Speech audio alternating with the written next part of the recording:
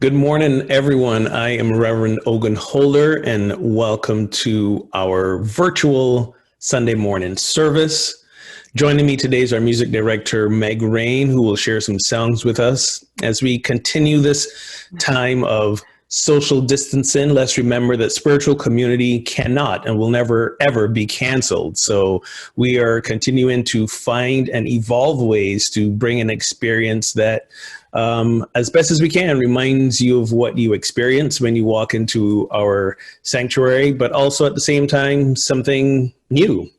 So we appreciate your patience as we continue to evolve this, unfold this, and thank you for joining us and watching today.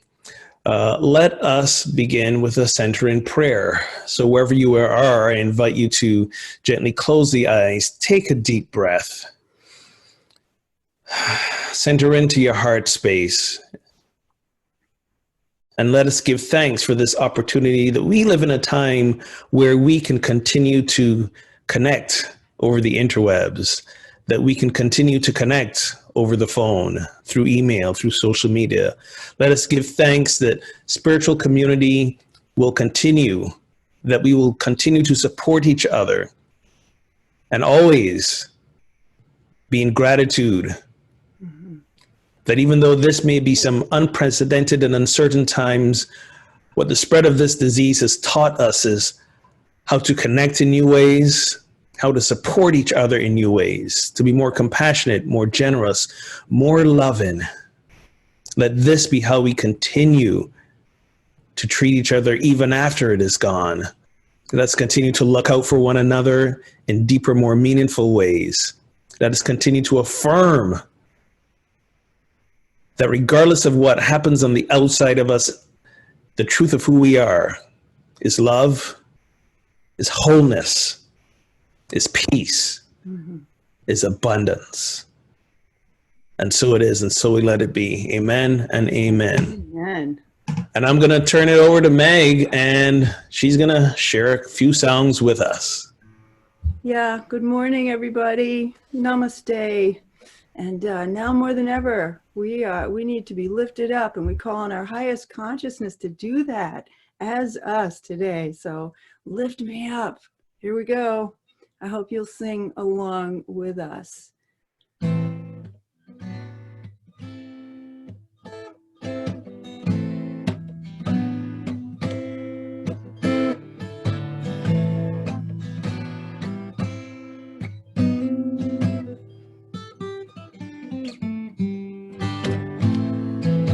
Lift me up, lift me up, lift me up and take me straight to the promise of that promised land.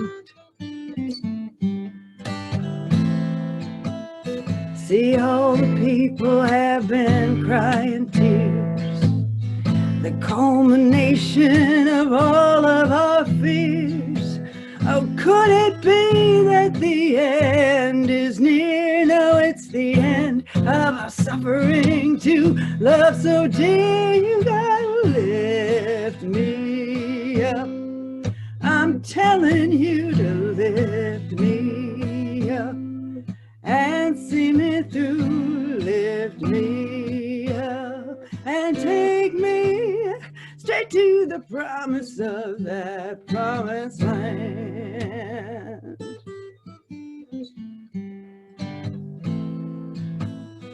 See, all the rivers have been running red, blood of the children that Abraham had, but all of the prophecies of doom and dread, well, they can't last a minute in this love instead.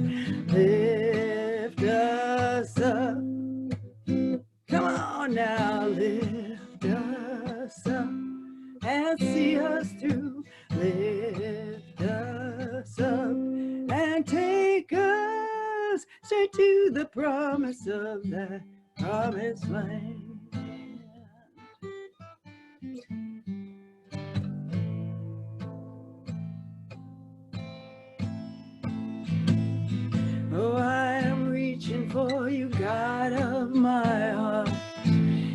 do I claim the right to make a new start? Clearly to realize a conscious mind is all part of the oneness we wanna find. Come on, lift us up. We're telling you, lift us up and see us through. Lift us up and take us straight to the promise of that, straight to the promise of that, straight to the promise of that promised land.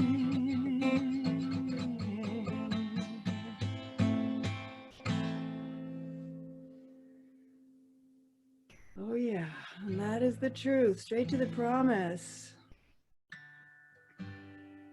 And so we think of peace in our hearts now, because that is where we all find the truth.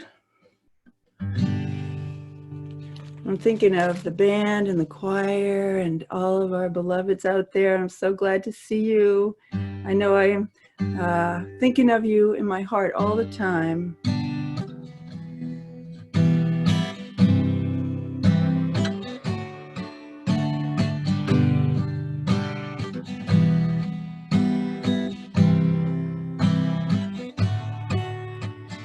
Om Shanti, Om Shanti, Om Shanti, Shanti, Om.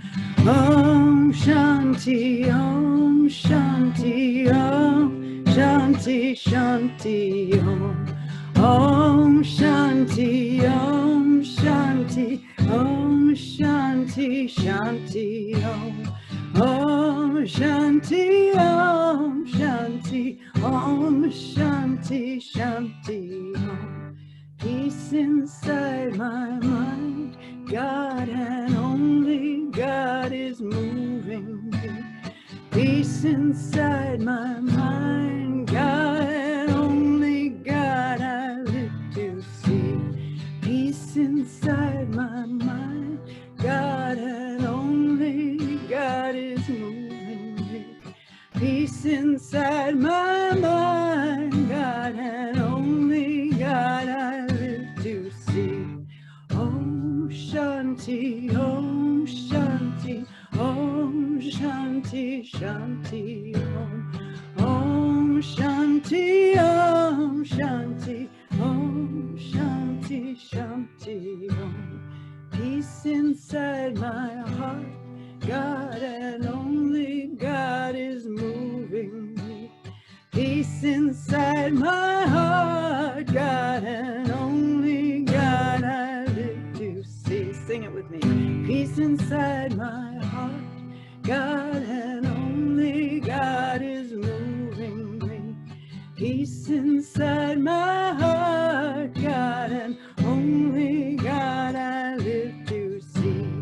Om Shanti, Om Shanti, Om Shanti, Shanti, Om. Om Shanti, Om Shanti, Om Shanti, Shanti, Om. Peace inside the earth, God and only God is moving me. Peace inside this earth, God and only God I live to see. Peace inside the earth, God and only God is moving me. Peace inside the earth, God and only God I live to see. Om Shanti, Om Shanti, Om Shanti, Shanti, Om. Om Shanti, Om Shanti, Om Shanti, Shanti, Om. Om Shanti, Om Shanti, Om Shanti, Shanti, Om. Om Shanti, Om Shanti, Om Shanti, Shanti, Om. Now that's Thank you so much, Meg. Thank you for that. I want to invite folks right now to turn within for a short time of meditation. I invite you to first begin by, if you're comfortable, gently closing the eyes. Take a deep breath. And wherever you are right now, allow the body to relax with each exhale. As you exhale, allow the muscles of the face to soften. Allow the shoulders to fall a little bit more and become present to the body. Notice the inflow and the outflow of breath. Simply notice the pauses in between.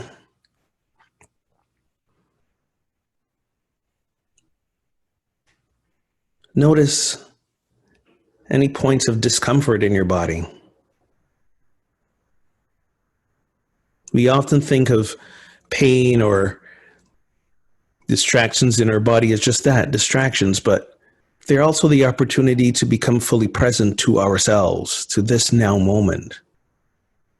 So just notice them without judgment, without wishing they were gone.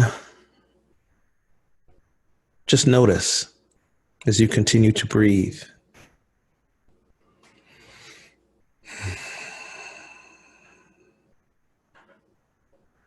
Breathe in deeper still. Turn the attention fully to the breath. And imagine at this moment, it is also your heart with which you breathe. It is that energetic heart space that expands and contracts. With each breath radiating out the divine energy of love and wholeness and oneness. Just breathe. Allow yourself to feel the divine truth of who you are pulsating out with each breath.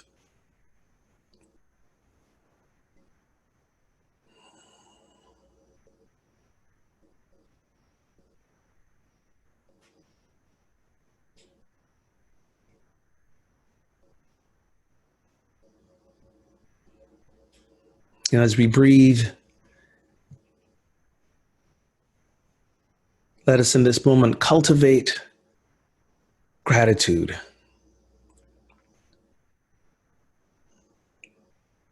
Gratitude for self in this moment. Divine self.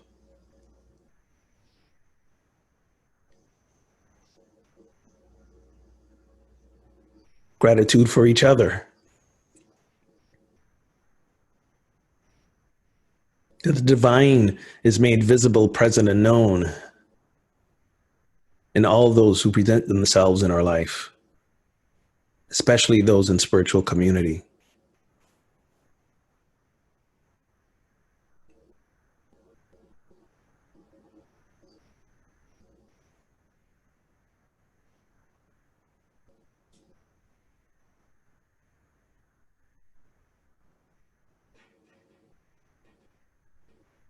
Let us be in gratitude for what this time is giving us the opportunity to learn.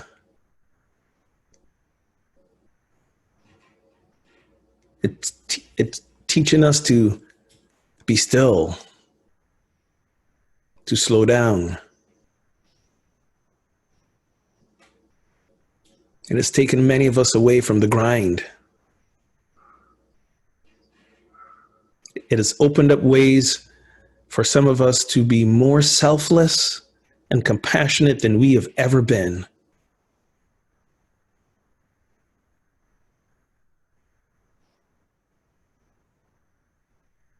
It is awakening a new level of appreciation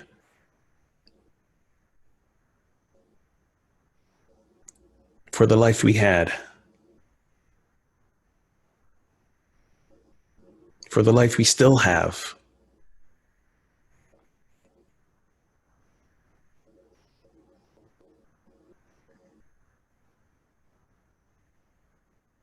It is evoking in us new and deeper ways of creativity.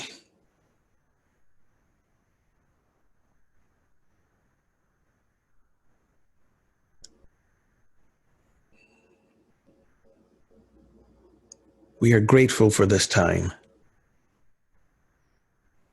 because in gratitude, we find true abundance.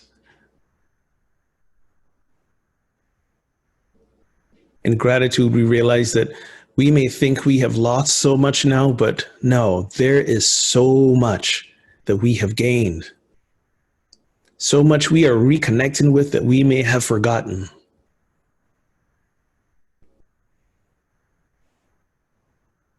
So for a few moments, let us sit in the silence of gratitude.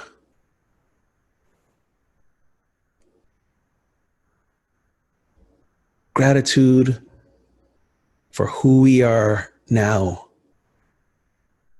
during these historic times. We are the light of God. We are the love of God.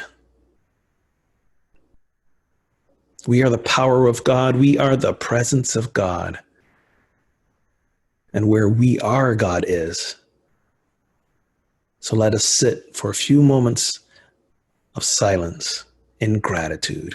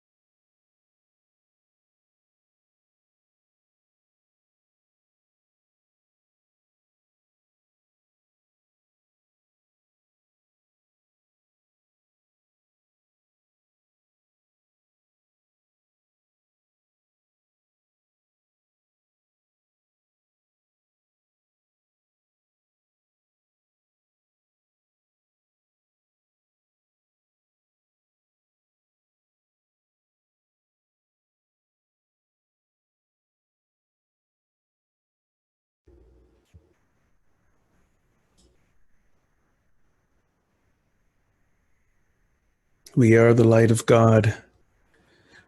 We are the love of God. We are the presence of God.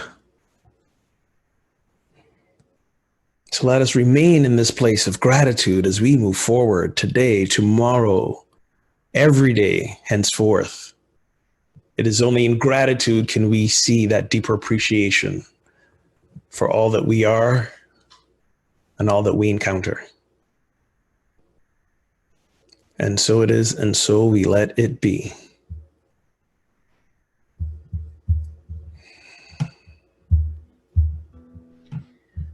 Elizabeth Pincola Estes said, "You were made for these times."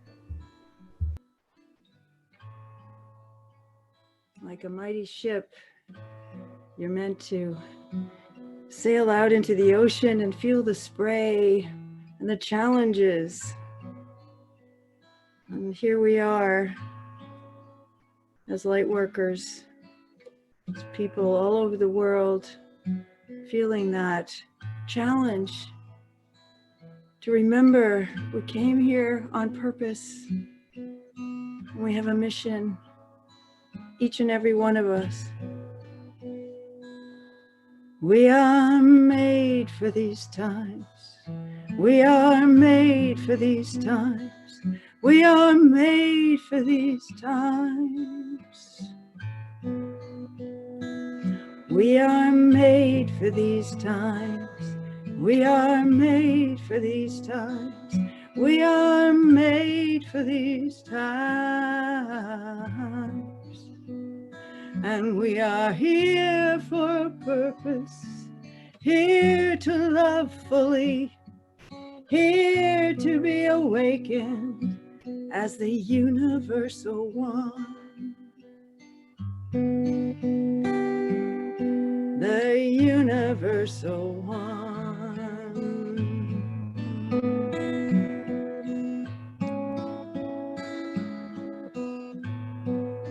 You are made for these times. You are made for these times. Think of your beloveds. You are made for these times. All your loved ones.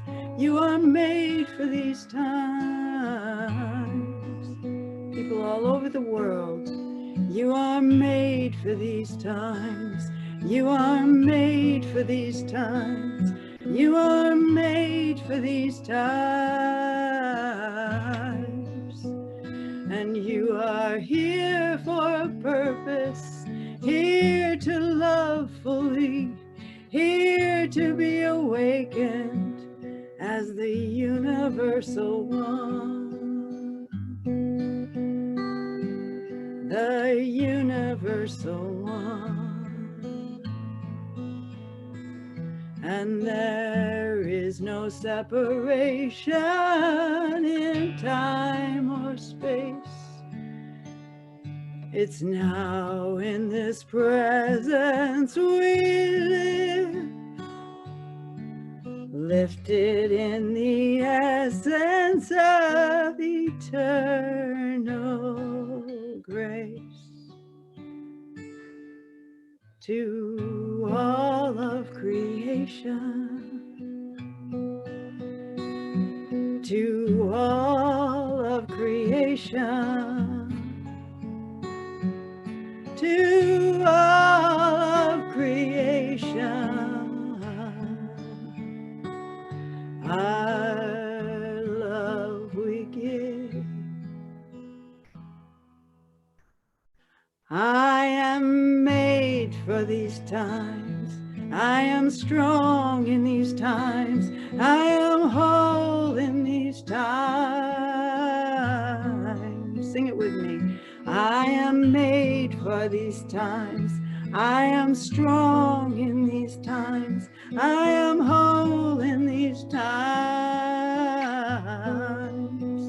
And I am here for a purpose, here to love fully, and here to be awakened as the universal one. We are the universal one. All together,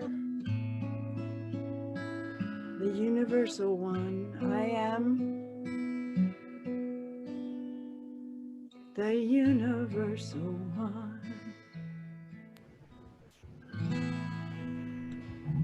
Thank you, Meg. Was that a Meg Rayne original? Brand new, just wrote it. Oh my goodness. I was gonna say those lyrics were so on point. I was like, this gotta be a Meg Rayne original. Yeah. Well, thank you so much for that, Meg. I appreciate you being here with me today and being on this experiment of virtual church. Hallelujah, that we can do it. Yes, yes, indeed. All right. So let's see here. I'm gonna I need a video production crew to do all this stuff. This is pretty nice. Let's see. I'm trying to get me on the big screen. Nope, that's Meg on the big screen, maybe.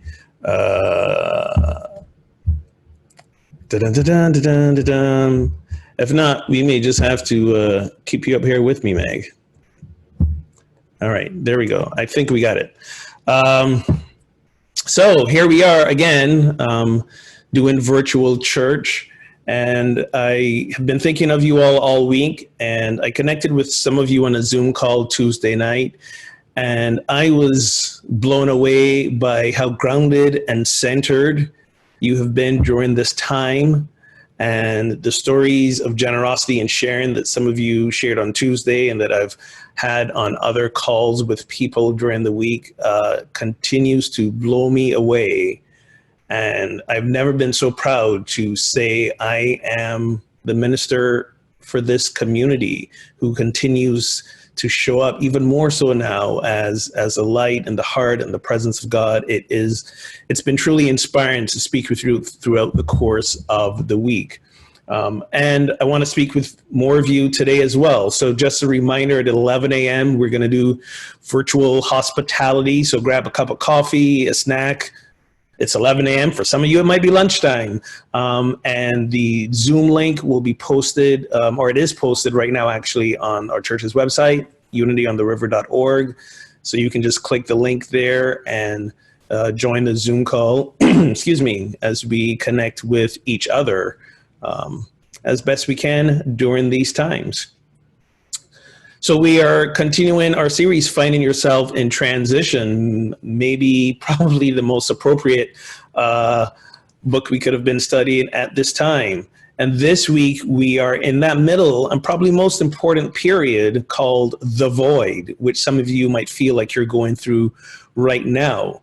But before we jump into the details of that, if this might be the first time you're watching the talk series, please know the previous two talks are on YouTube.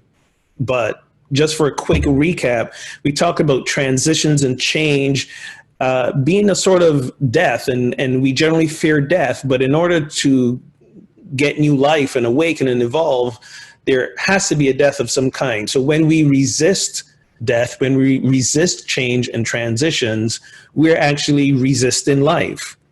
Robert Brumet writes, "To live fully is to realize that death, any type of death, is but a harbinger of new life." So this process begins with an ending. And for endings, some of us, they're welcome endings. For some of us, they're unwelcome endings. But we sometimes feel upended by those endings, especially the surprising ones. I mentioned last week that most of us are seeing the ending of our usual way of life because of our efforts to inhibit the spread of the coronavirus. Many states are on essentially lockdown, shelter in place. Avoid close contact with people. Restaurants are closed. Theaters are closed. People's jobs are closed. Some folks have been forced into unemployment. It's a time where very sudden, very quick change has been forced upon us. And many things have ended, and we weren't prepared for it. And the feelings that come up with that are quite natural. Fear, resistance. There's sometimes a loss of sense of self. Who are we without our routines and our roles? Who are we without the face-to-face connection with our friends and loved ones? And what we need to remember is that the endings are signaling the start of something new. So while those feelings come up, hold on to that as well. But before we jump into the new beginning, we've got to process fully the ending of the old thing. And that process usually happens in the period we called the void. If I had a sound effect board right now, I'd be like, bum, bum, bum, the void, because this is the scariest part of the whole process. This is the part where emotions shift. Now, I say it's scary, but part of it is more like an unmooring. So if the ending, especially the surprise ending, was like a storm or hurricane or an earthquake, something that came out of the blue, the void tends to be a little bit different. The void can feel empty. It can feel flat. It can feel like we're lost in a desert or adrift at sea. There's no real landmark or something to hold onto to navigate us as we usually do. Time and space lose meaning. I experienced that so much this last couple of weeks. As I shared with many of you, I just moved. Moving day was this past Friday. And earlier in the week, because of efforts to not go to the church building and keep the distance in, I was at home working, taking calls, preparing the talk, and simultaneously packing up. And I kept losing track of what day it was. And I had to keep checking my phone because I kept saying if I kept losing track of what day it was, the movers were going to show up and I wasn't going to be ready because I thought I had another day left. So it's been very, very unsettling to not have the usual routines to help me mark the passage of time as well. So this happens in the void. If we remember the story of Moses and the Israelites, when they wandered in the desert for 40 years, that was a period of void for them, of neither here nor there. And by the way, I don't know if you realize this, but they actually wandered a lot more than 40 years. I'm going to talk about that throughout this talk, but we hold on to that number 40 because that's the only number that's mentioned at some point in their story. But it was a lot more, and I'll tell you why later. But metaphysically, that 40 years really just represents as long as it takes to go through the process of the void. There's no definite number. We see that happening right now in our lives with this coronavirus. We don't know how long we're going to be in this period of social distancing or shelter in place. We don't know how long we're going to be doing virtual church this way. We wish it were only 2 weeks. We wish it were only 6 weeks. But we don't know how long it's going to be. So one of the most important steps of being in the void is releasing all attachment to the timeline. It's going to take as long as it takes. And for some of us, we would do anything to avoid the void.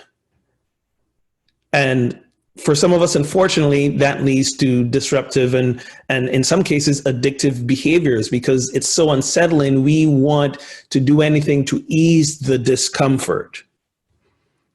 When the Israelites were wandering in the desert, they were very afraid of dying of thirst, dying of hunger, getting lost, of being abandoned, and they grumbled, they complained. At some point, they were like, let's go back to Egypt. You know, we were enslaved there, but at least we knew what was going on. And we knew we would be fed and in some ways provided for. You're probably familiar with the saying, the devil you know. It's almost more comfortable to be with the devil that you know. And sometimes when change happens for us, even when we choose it for our own good, it can be so uncomfortable that we're tempted to go back to what we were in before. Because that may have been unsettling and uncomfortable, but at least we knew what was going on. And for some of us, that knowledge is the comfort that we need. But there's never going back once we start this process. There's a period in the story when the Israelites are wandering around and Moses goes up to the mountain to talk with God. And this is where he receives the 10 commandments on the tablets, and he's up there for a bunch of time. I believe it was 40 days, that number 40 again. And the Israelites were so concerned that they were abandoned by Moses that they built this golden calf and started to worship the golden calf. The truth is, when we look deeper into that, what they were really afraid of was that they were abandoned by God because Moses was their conduit to God. So they decided, well, if God's left us, let's go find another God. Let's create another God. And sometimes when we're going through that void, it sort of feels that way. Where's God in all this? We might feel as though we can't find our spiritual footing, that the spiritual practices that used to ground us don't seem to be working anymore. It is indeed a very unsettling time. So we maybe turn to new gods in different ways, whether they be maybe new practices we take up. For some of us, we might be watching the news more now than we've ever watched the news before. For some of us, we may be watching more Netflix than we've ever watched before, and finding ways to distract ourselves rather than inspire us. So where's our attention during this time? Is it focused on the fear and the concern, or is it focused on truly remembering who we are as beings of light? Where is our focus? In other words, which God are we choosing to worship right now? Is our focus and our intentions on gratitude, on abundance, on finding ways to share, finding ways to connect, finding ways to continue being love and light? Or are we using this time of social isolation to hunker down in fear and separation? Physical separation is not the same as spiritual connection. So I invite you to ask yourself, as these days continue, these weeks continue, maybe even these months continue, where's your attention? Where's your focus? What God are you worshiping, in other words? This time in the void is a time of great gifts for us. This is a time where a lot of our maybe negative beliefs about ourselves and about the world that up to now we've been ignoring or able to push down are now coming up. It's a time where we face our inner demons and get clear about who are we going to choose to be at this time. It's a time of opening up to new experiences, new creativity, to see things from a new perspective, to even claim a new identity. It is during this desert wandering that the Israelites were transformed from these wandering nomads to a nation with a covenant, with a mission. When we go through changes that are often spurred from the outside, but are really inner changes that we have to go through, who are we going to claim to be? What is the identity that we are going to lay hold of? That is who we are. It is during the void that we discover, if we allow ourselves to discover it, that we are never abandoned and we are never lost. We always have what we need within us. The Israelites, as they wandered, they were afraid of being lost, but they were guided by God in the form of a pillar of a cloud during the daytime and a fire at night. For us, there's always that guidance, still small voice of divine intuition within us. And when we get still, as this time is allowing us to, more so than ever, we can tune into that voice. Anytime we are in the midst of transition, that still small voice is always with us, guiding us, directing us, inspiring us. The Israelites were afraid of being hungry in the desert and running out of food, because when they left Egypt, they could only take so much. So they grumbled about that too. And they were provided food in the form of manna. The Bible describes it as an edible residue that was left behind when the morning dew evaporated. And it would come every day. And the interesting thing about the manna is that you couldn't hoard it. You couldn't keep it for the next day. It would go bad.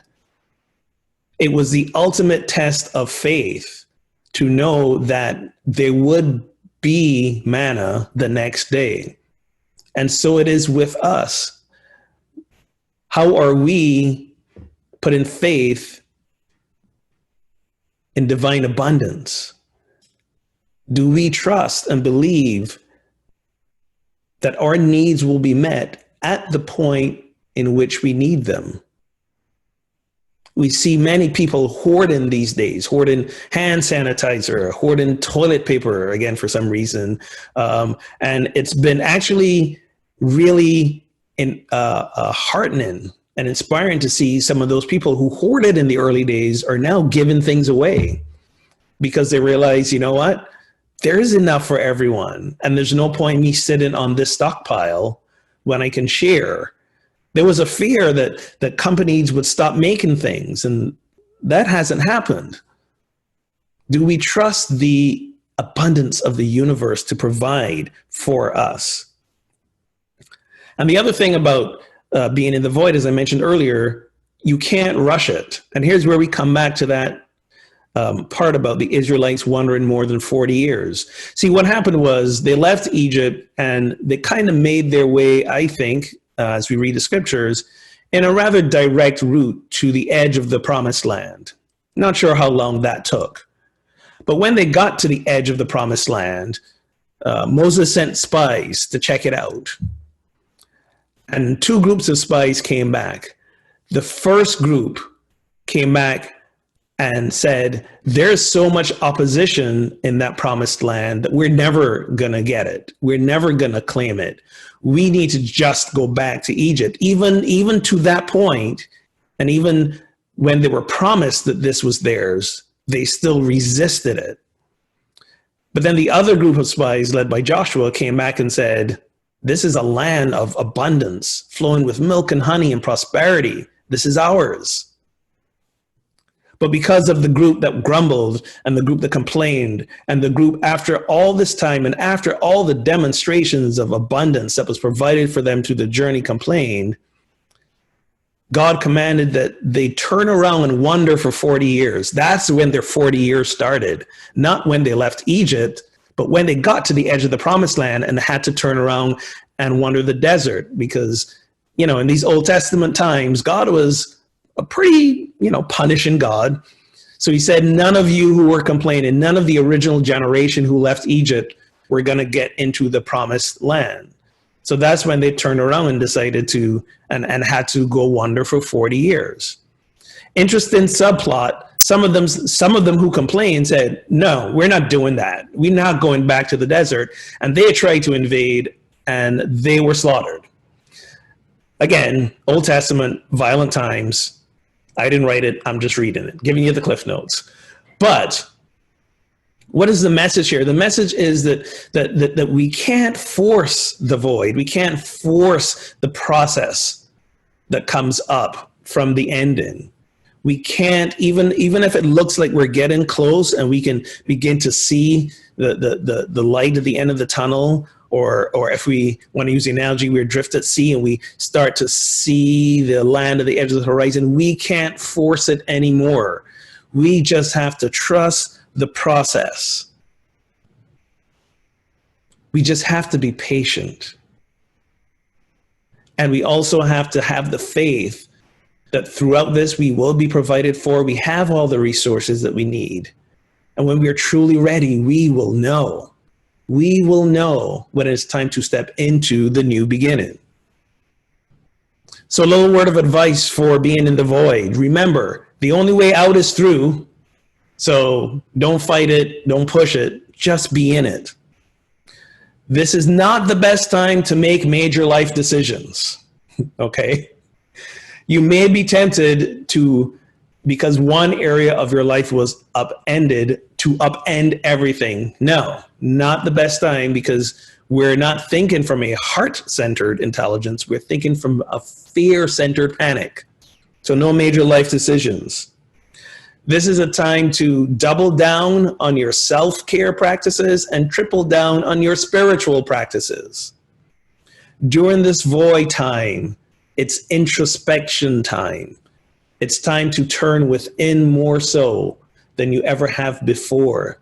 Spend more time in the silence. Spend more time in meditation and in affirmative prayer. Affirmative prayer reminding you about the truth of who you are.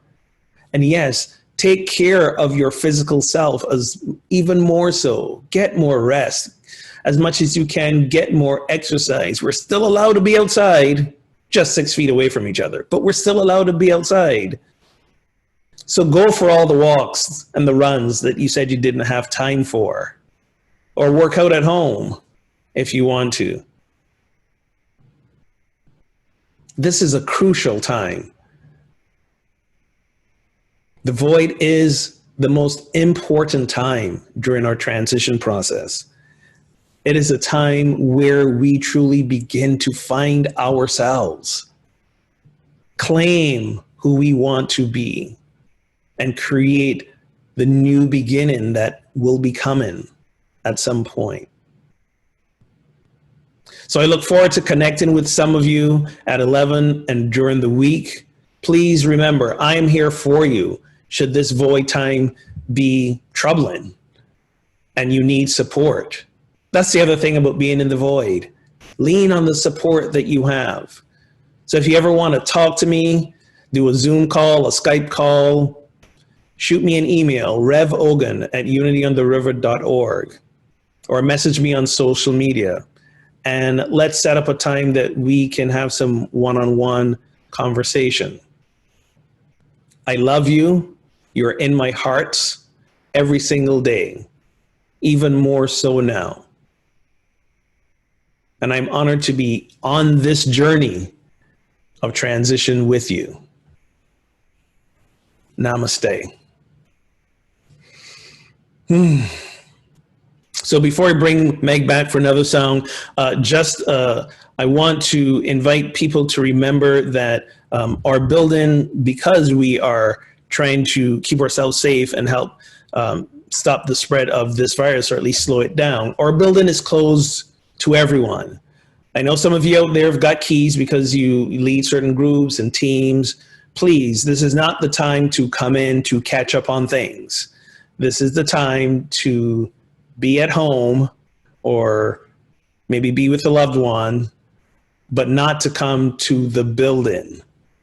It's locked right now, and we would like to keep it that way. All events that were supposed to have happened at the building are canceled or postponed for right now. Tom's Metaphysics 2 class will still be held over Zoom. So check our website, unityontheriver.org/classes for that. The Absolute Abundance class that I had scheduled that some of you may have seen online, we're not going to do that right now, but I will be starting in some other Zoom class on Tuesday nights. So keep an eye out for that. I'm not clear what that class is going to be yet. So I think that's all I've got for now. I hope to see some of you soon. I'm going to turn it back over to Meg, who will take us out. Oh, let me unmute you, Meg. Yeah. There we go. You're unmuted now. Yeah, and I want to remind people to please send your tithes, because we want to keep our building going, and we know we're going to come out of this better and braver and more connected people than we've ever been, and that's my message for today too. So there is a link to donate, and Yes, you can go to unityontheriver.org/donate, or if you just go to our website, there's a donate button. We also have a text to give program set up for just easy texting from your phone. Let me get that number for you, because the cool thing about it is once you set it up, there's a one-time set up. Cool. And once you do that, all you have to do is send a number to send an amount to that number. So the number is 833-702-4337. 833-702-4337. And it's that simple. So, I mean, I don't know if you can see my screen there. You probably can't make it out. But if I just type in an amount right now, I'm not going to tell you how much I'm giving. That's it's private information. But I just typed in the number and hit send, and there it goes. It says, thank you for giving. It's that simple. Yes, the number's up on our website somewhere. If it isn't, we'll make sure we get it. It's also in the email newsletter. And you can also set up an automatic give-in from your checking account. And if you are not comfortable with any of those matters, there's still the old-fashioned U.S. Postal Service. That still works. So you can mail in a check to us, 58 Macy Street, Amesbury, 019, what's the zip code? 13, I think. It's on the website. Yeah. Okay, Don't take my word for and it. I also want to say that next week, hopefully, actually, we will have Lynn Taylor and Brian Dozer is going to join as well. So, as we learn as we go how to do this Zoom connection, we'll just add and grow in community and see each other that way and hold each other in each other's hearts. I miss hugging you, miss hugging, touching. I'm having virtual hugs. Sensation. I'm such a sensate. So I'm hugging you with my eyes. Let's all sing the peace song together. Let there be peace on earth, and let it begin with me.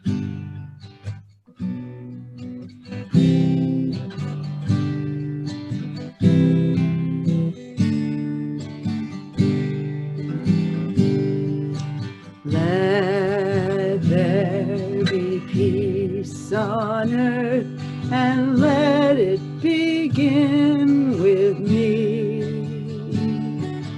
Let there be peace on earth, the peace that was meant to be, with God as creator.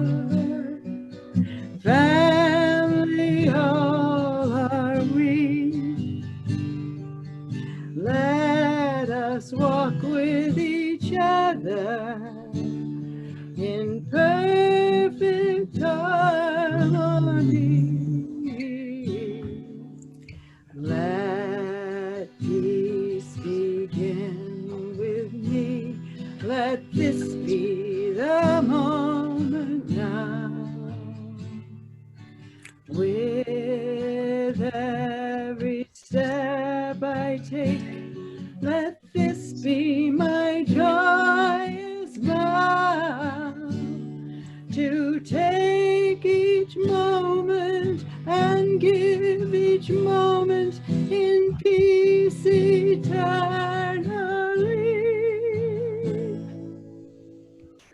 Let there be peace on earth, and let it begin with me. Let us also share the prayer for protection. The light of God surrounds us. We are the light of God. The love of God enfolds us. We are the love of God. The power of God protects us. We are the power of God. The presence of God watches over us. We are the presence of God. Wherever we are, God is, and all is well, and we are richly blessed. Namaste, and thank you for watching. Namaste. Bye-bye, everybody. Love you.